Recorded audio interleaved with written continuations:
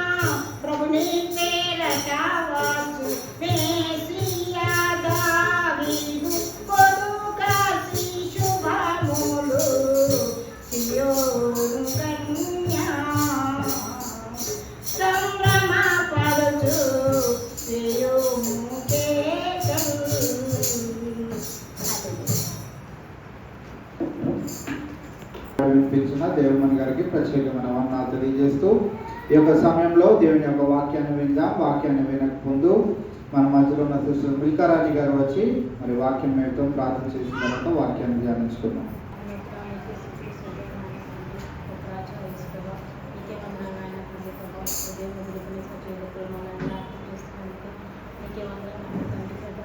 సాయంకాల దినాన నాయన తండ్రి ప్రభావ పూరించిన ప్రతి కుటుంబాన్ని ఆశీర్వదించుకున్నాను తండ్రి ప్రభావ మరి ఎవరైతే రాలేక బాధపరచుకోవాలని ముందు నడిపించిన నాయన తండ్రి ప్రభావ ఇదిగో నాయన తండ్రి ప్రభావ వాక్యం ఏంటంటే మీ సన్నిధికి వచ్చినాం నాయన తండ్రి ప్రభావ ఇదిగో నాయన తండ్రి ప్రభావ నీ దాసుకుని జ్ఞాపకం చేసుకుని నాయన తండ్రి ప్రభావ ఈ దాసు వాక్యం బోధిస్తున్నాను నాయన తండ్రి ఇల్లు విడిచిపెట్టే వారిని కాకుండా మాట సరే జీవించి ఇప్పుడు నాకు దయచేస్తారు నమ్మచ్చు నిజంగా కొద్ది బాధలు ఆలోచించిన మధురైలో వేసుకుంటున్నాను అడుగుతున్నాను.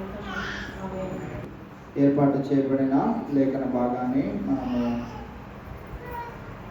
గమనిద్దాం.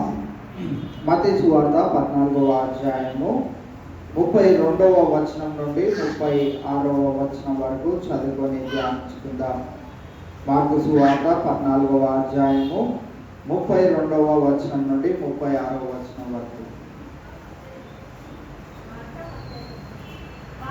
మార్కు వారు గెత్సెమనే అనబడిన చోటుకు వచ్చినప్పుడు ఆయన నేను ప్రార్థన చేసి వచ్చు వరకు మీరు ఇక్కడ కూర్చుంటుడి అని తన శిష్యులతో చెప్పి పేతురును యాకోబును యోహానును వెంట పెట్టుకొని పోయి మిగుల విభ్రాంతి నొందుటకును చింతాక్రాంతుడు అగుటకును ఆరంభించను. అప్పుడు ఆయన నా ప్రాణము మరణమగునంతగా దుఃఖములో మునిగి ఉన్నది, మీరిక్కడ ఉండి మెలకుగా నుండుడని వారితో చెప్పి కొంత దూరము సాగిపోయి నేల మీద పడి సాధ్యమైతే ఆ గడియ తన యొద్ద నుండి తొలగిపోవాలనని ప్రార్థించుచు నాయన తండ్రి నీకు సమస్తము సాధ్యము, ఈ గిన్నె నా యొద్ద నుండి తొలగించుము, ఆయనను నా ఇష్ట ప్రకారము కాదు నీ చిత్త ప్రకారమే కానిము అనెను. ఈ యొక్క లేఖన భాగము మనందరికీ సుపరిచితమైనదే. మార్కు సువార్త 14వ అధ్యాయము 32 నుంచి 36 ఈ వచనాలలో మనము గమనించాలనుకుంటున్న ప్రాముఖ్యమైన విషయం ఏంటిది అని అంటే, యేసు క్రీస్తు ప్రభు వారికి కూడా మనలాగనే ఒక కష్టం వచ్చింది.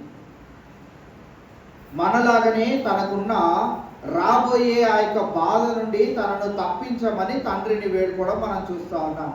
మనందరికీ కూడా కష్టం వస్తే దాని నుండి తప్పించమని దేవునికి ప్రాధేయపడతా ఉంటాం. మనకి కూడా శ్రమలు వచ్చినప్పుడు దాంట్లో తప్పించమని ప్రాధేయపడతా ఉంటాం. ఇక్కడ యేసుక్రీస్తు ప్రభువారిని కూడా మనం గమనించినట్లయితే ఆయన కూడా 35వ వచనంలో మనం చూస్తున్నాం కదా, కొంత దూరము సాగిపోయి నేల మీద పడి సాధ్యమైతే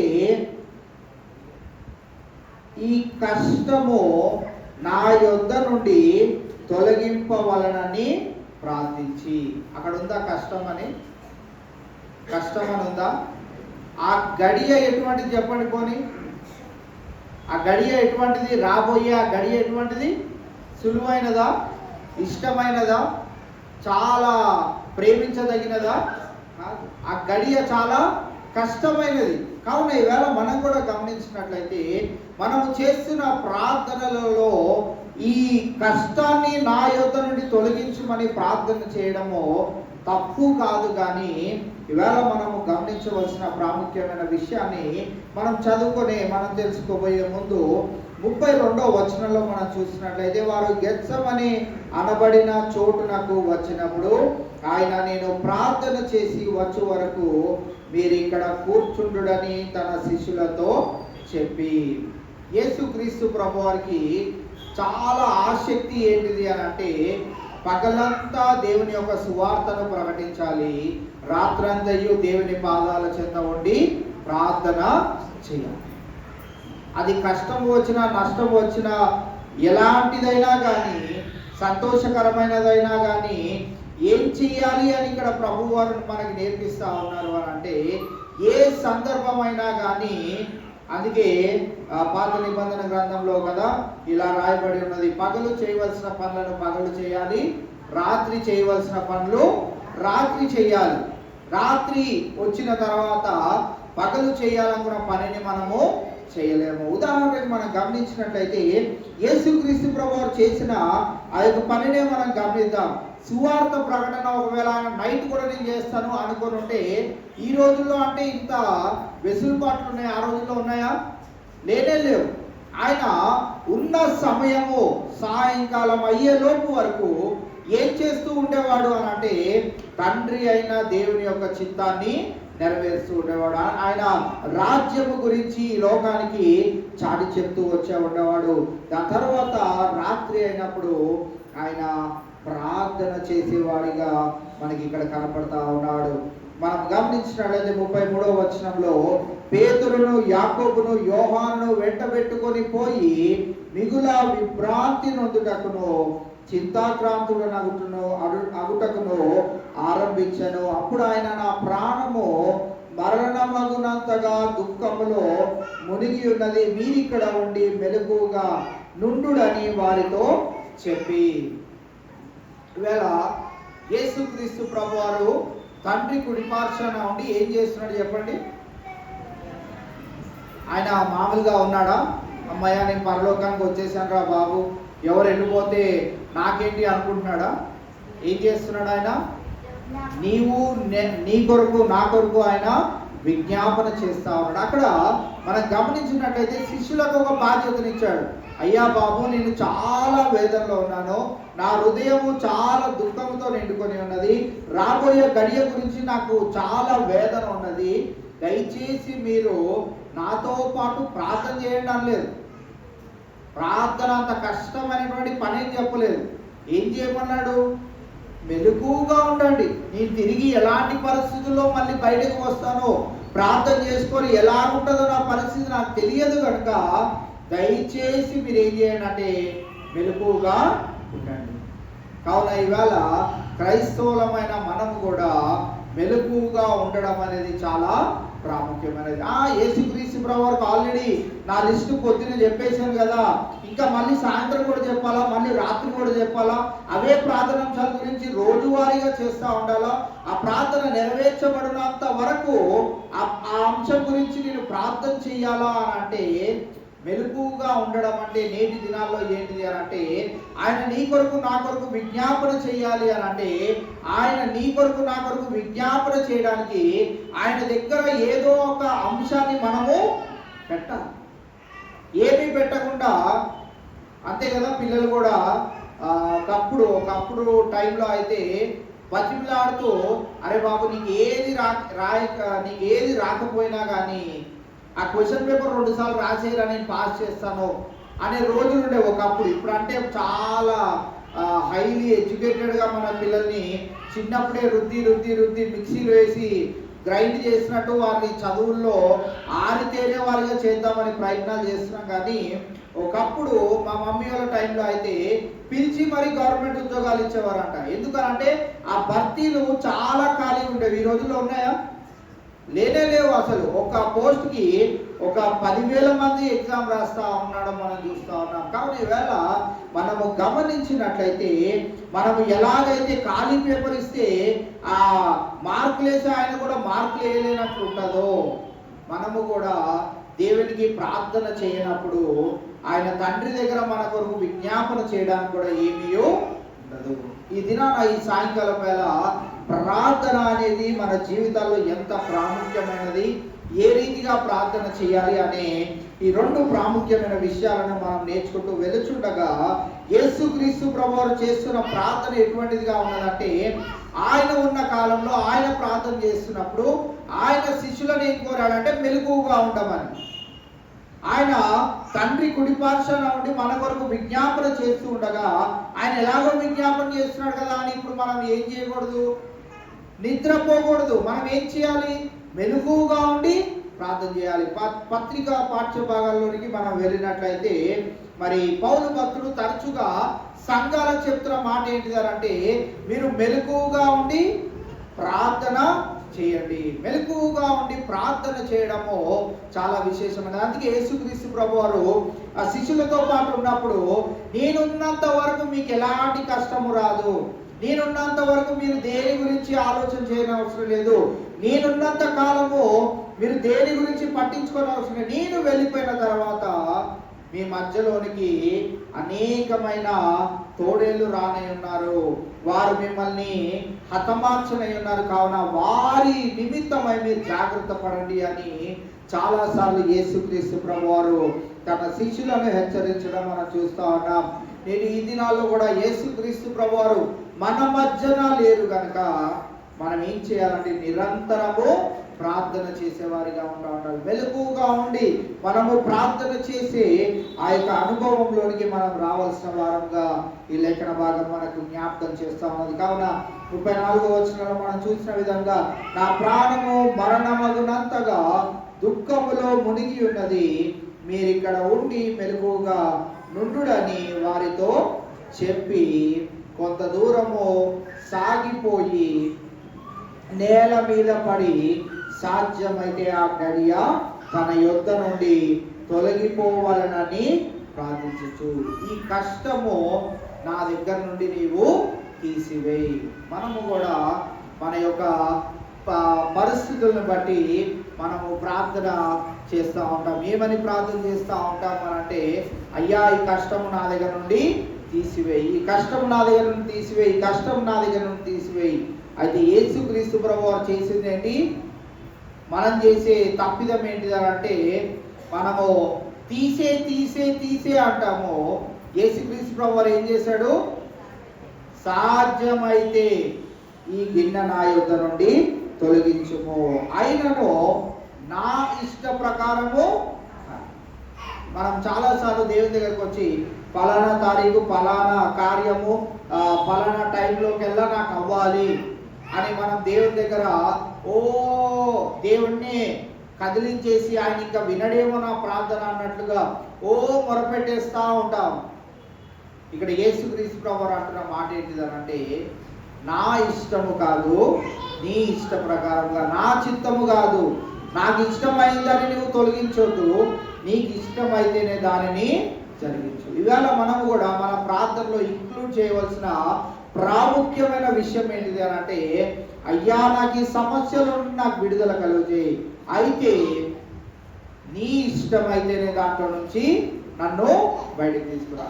ఆ ధైర్యము మన ప్రార్థన జీవితంలో మనం కలిగి ఉండాలి. ఎందుకనంటే నేను తరచుగా యూదా పత్రిక నుంచి మీకు చెప్తూ వస్తా ఉన్నాను కదా, అబద్ధ బోధకులు చేసే ప్రయత్నాలు, అబద్ధ బోధకుల యొక్క బోధలు మనం చూసినట్లయితే, మా దగ్గరకు వస్తే స్వస్థత, ఇక్కడ యేసుక్రీస్తు ప్రభువారు అంతమందిని స్వస్థపరిచి తనను తాను ఎందుకు స్వస్థపరచుకోలేడు? తనను తాను ఎందుకు ఆ సమస్యల నుండి బయటకు తీసుకొని రాలేడు? తనను తాను ఎందుకు మరి ఆ శ్రమను గురించి తండ్రి అయిన దేవునికి చెప్పుకోవాలి అని అంటే, మనం గమనించినట్లయితే యేసుక్రీస్తు ప్రభువారు తరచుగా ఆయన ప్రార్థన చేస్తూ ఉండేవారు. అనుదినము ముమ్మారు ప్రార్థన చేస్తూ ఉండేవారు. దేవుని యొక్క లేఖనాలను చదువుతూ ఉండేవారు. దేవుని గురించి అనేకులకు చాటి చెప్పేవారు. దేవుని పనిలోనే ఉండేవారు కనుక ఆయన మరి ఈ యొక్క మరి లోకములో ఉన్న అధికారి అయినటువంటి అపవాది తంత్రములన్నిటి నుంచి అనేక మందిని తప్పించగలిగారు. కావున ఈవేళ అంత ప్రభావితులంగా, అంత పరిశుద్ధులంగా, అంత పవిత్రంగా మనం కనుక జీవించగలిగినట్లయితే మనలో కూడా దేవుడు అలాంటి కార్యములను జరిగించే స్థితిగతులను పెట్టగలుగుతాడు. కావున ఈవేళ ఆ బోధకుల గురించి మనం గమనించినట్లయితే వారు ఏమని అంటా ఉంటారు అని అంటే, మా దగ్గరికి రండి.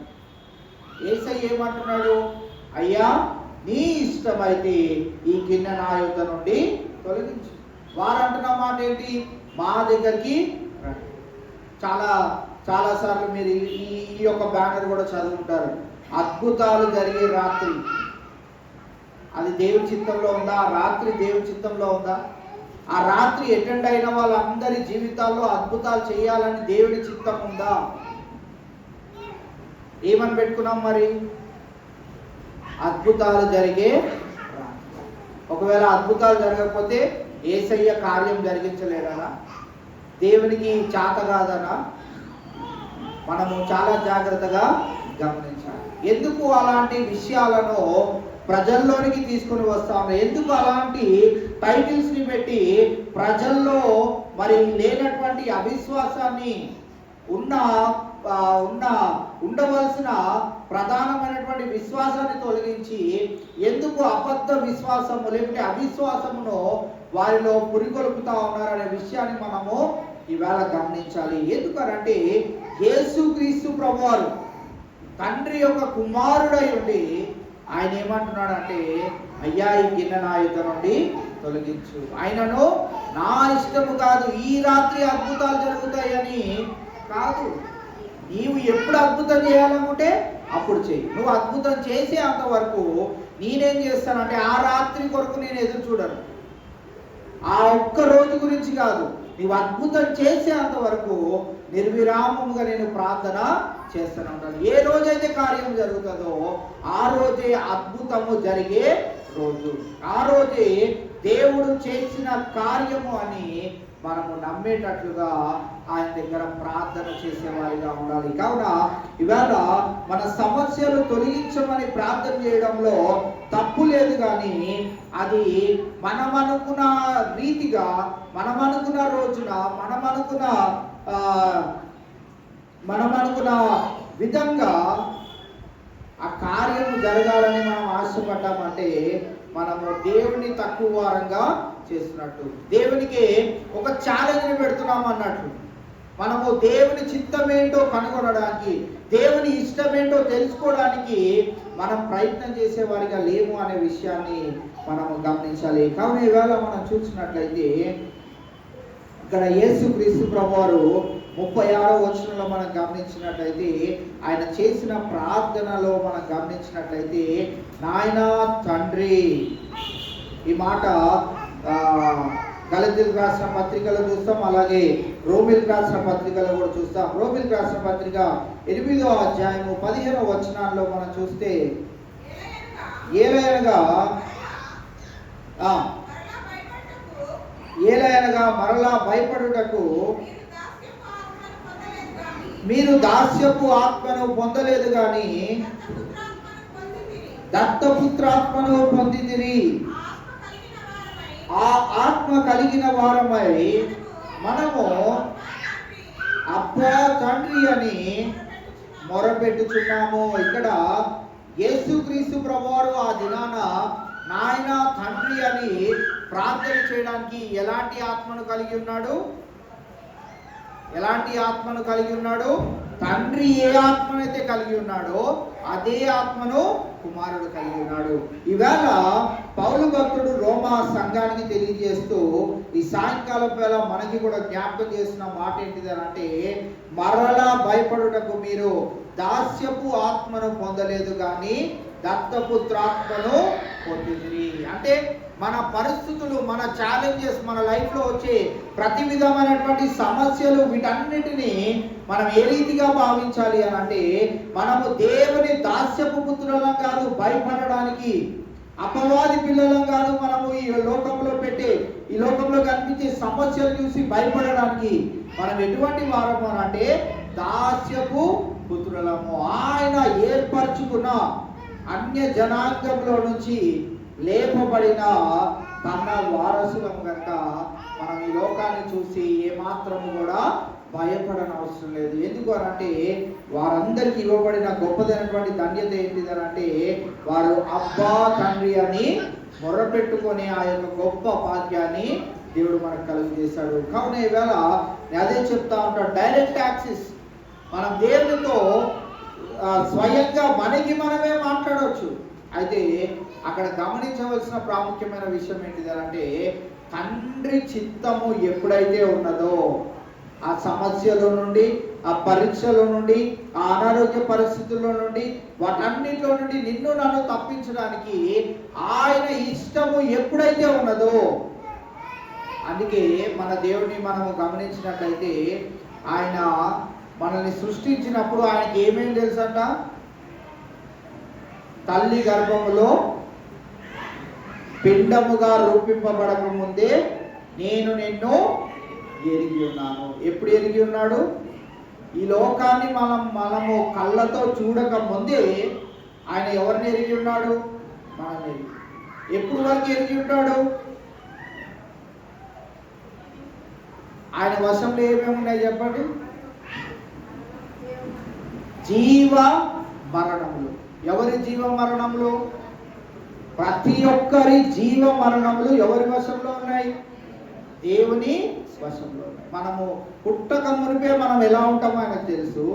ఏ రోజున మన దినాన్ని ముగించబడుతుందో ఆయనకి తెలుసు. కావున మనం అనుదినము చేయవలసిన ప్రాముఖ్యమైన విషయం ఏంటిది అంటే, ఆయనతో మమేకమై అబ్బా తండ్రి అని ఆయన ఇచ్చిన ధన్యతను, దాస్యపు పుత్రులము కాక దత్తపుత్రులుగా మనల్ని చేసుకున్న దేవుడు మనకిచ్చిన గొప్పదైనటువంటి ఆధిక్యత ఏంటిదనంటే, అబ్బా తండ్రి అని మొరపెట్టుకోవడం. అబ్బా తండ్రి అంటే ఆయనకి ఎంతో సమీపముగా ఉండే వారు చెప్పగలిగే మాట ఎవరికి ఇచ్చాడు? మనకి, అన్య జనాంగమైన మనకి, ఎన్నిక లేని మనకి ఆయన ఇచ్చిన ఆ యొక్క అర్హత కావచ్చు, ధన్యత కావచ్చు. కావున ఈవేళ మనం గమనించినట్లయితే గలతీయులకు రాసిన పత్రిక 4వ అధ్యాయము 6వ వచనంలో కూడా ఈ మాటను మనం చూస్తూ ఉంటాం. నాయన తండ్రి అని మొరపెట్టు తన కుమారుని ఆత్మను దేవుడు మన హృదయంలోనికి పంపెను. ఎవరి ఆత్మ అంట? మొరపెట్టు తన కుమారుని ఆత్మ. కుమారుడు ఏమని ప్రార్థన చేశాడు? నాయన.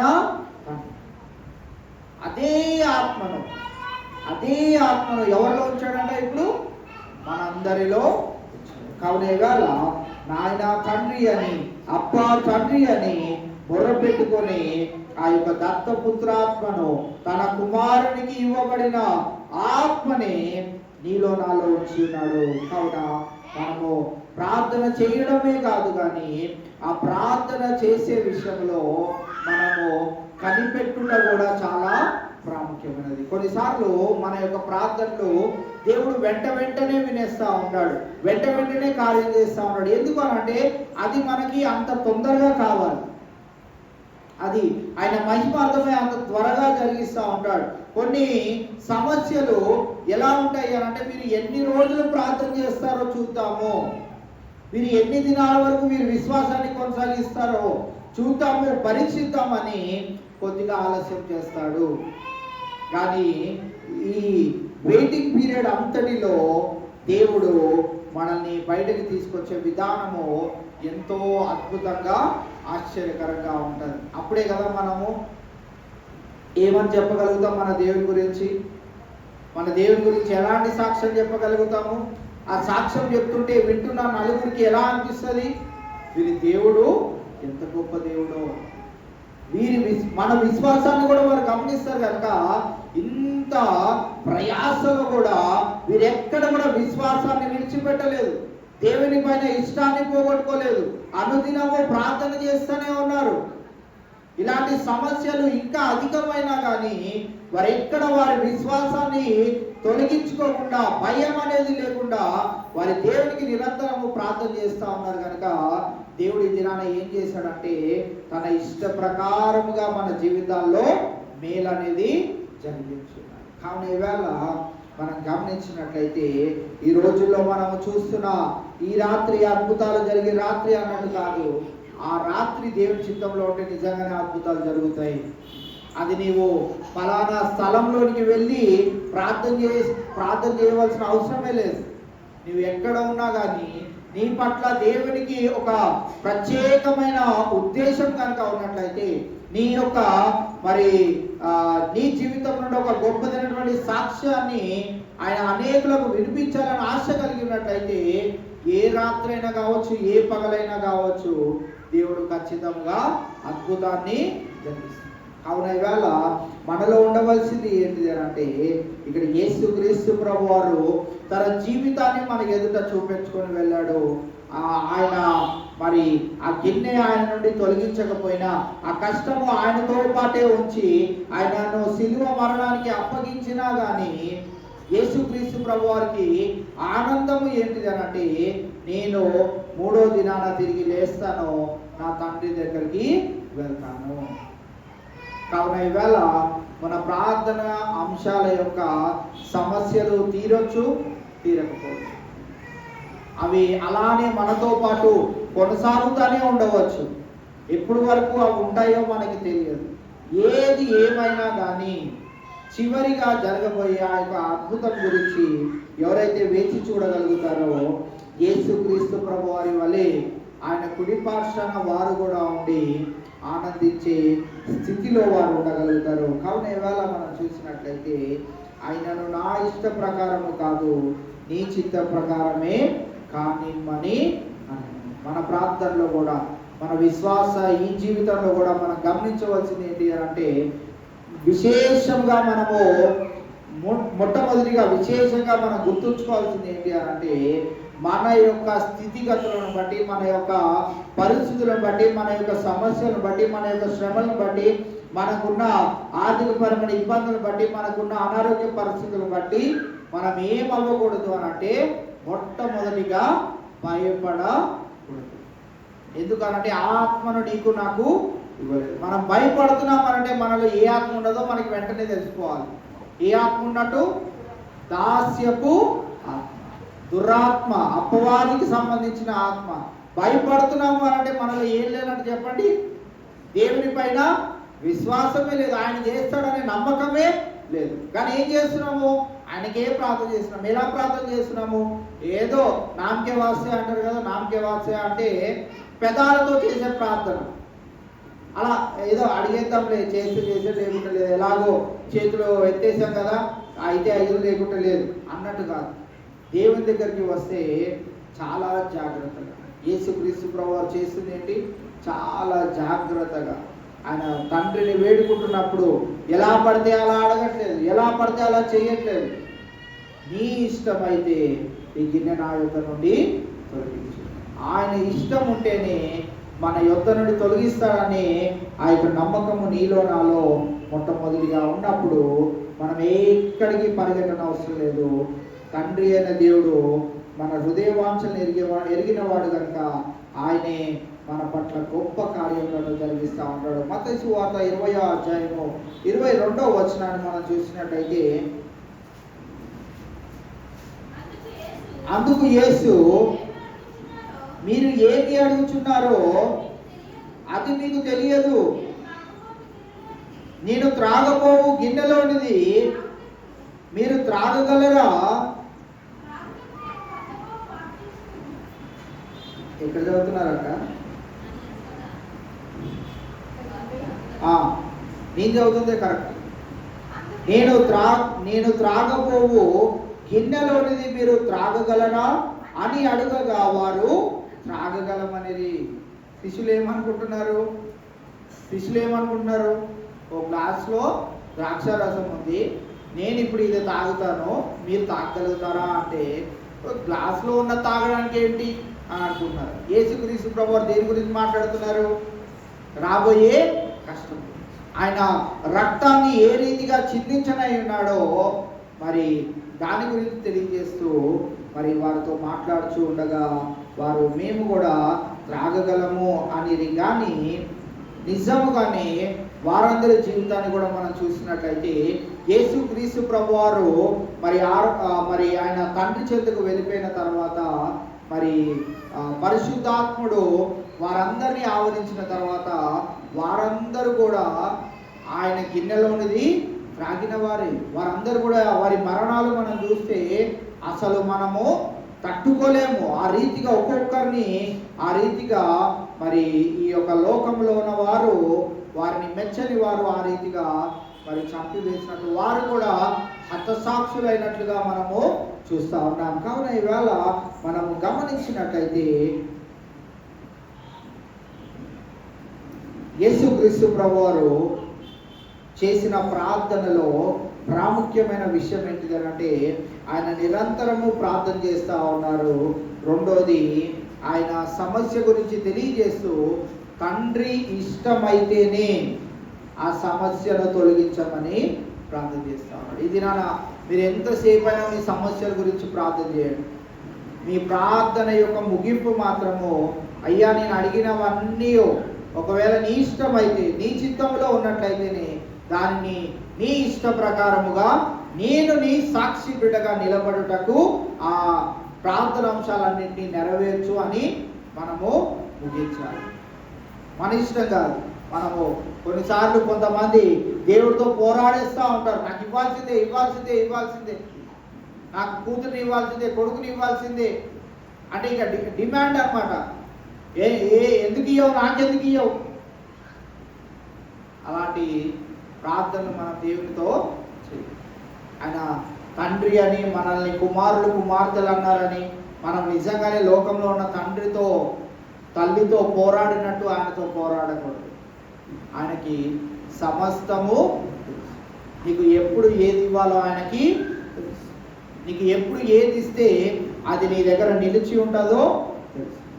నీకు ఒకవేళ ఇవ్వకుండా నిన్ను అలాగా కాపాడుతూ ఉంటే నీవు మరి దత్తపుత్ర ఆత్మ కలిగి ఉంటావో లేదో కూడా ఆయనకి తెలుసు. సమస్తము ఎరిగి ఉన్న ఆ దేవుని దగ్గర మనము మామూలుగా మన భాషలో చెప్పాలంటే చెలగాటాలు ఆడనే చాలా జాగ్రత్త. యేసుక్రీస్తు ప్రభువారే నా తండ్రే కదా, నేను మళ్ళీ ఒక రోజు వెళ్ళి ఆయన పక్కనే కూర్చోవాలి కదా అని ఆయన ఆషామాషిగా లేడు.